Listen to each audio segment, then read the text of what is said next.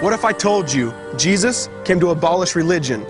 What if I told you voting Republican really wasn't his mission? What if I told you Republican doesn't automatically mean Christian, and just because you call some people blind doesn't automatically give you vision? I mean, if religion is so great, why has it started so many wars? Why does it build huge churches but fails to feed the poor?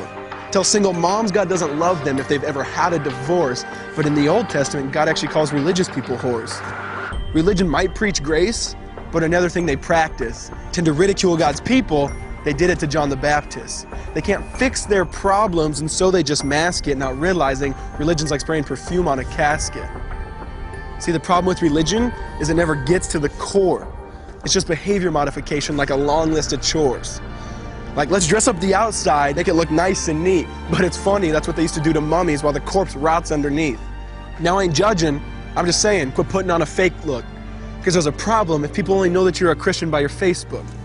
I mean, in every other aspect of life, you know that logic's unworthy. It's like saying you play for the Lakers just because you bought a jersey. See, this was me too, but no one seemed to be on to me. Acting like a church kid while addicted to pornography. See, on Sunday I'd go to church, but Saturday getting faded, acting if I was simply created to just have sex and get wasted. See, I spent my whole life building this facade of neatness, but now that I know Jesus, I boast in my weakness. Because if grace is water, then the church should be an ocean. It's not a museum for good people, it's a hospital for the broken. Which means I don't have to hide my failure, I don't have to hide my sin. Because it doesn't depend on me, it depends on Him. See, because when I was God's enemy, and certainly not a fan, He looked down and said, I want that man. Which is why Jesus hated religion, and for it He called them fools. Don't you see so much better than just following some rules? Now let me clarify.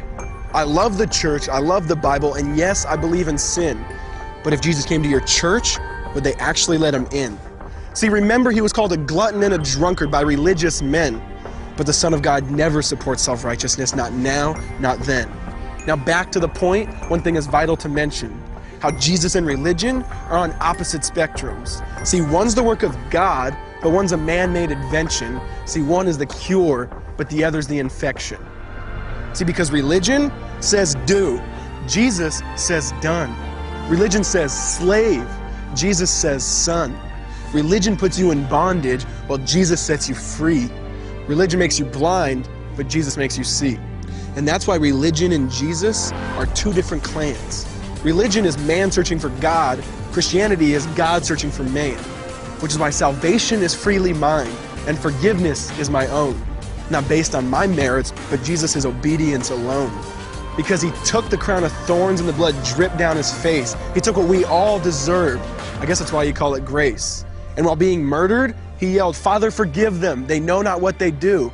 Because when He was dangling on that cross, He was thinking of you.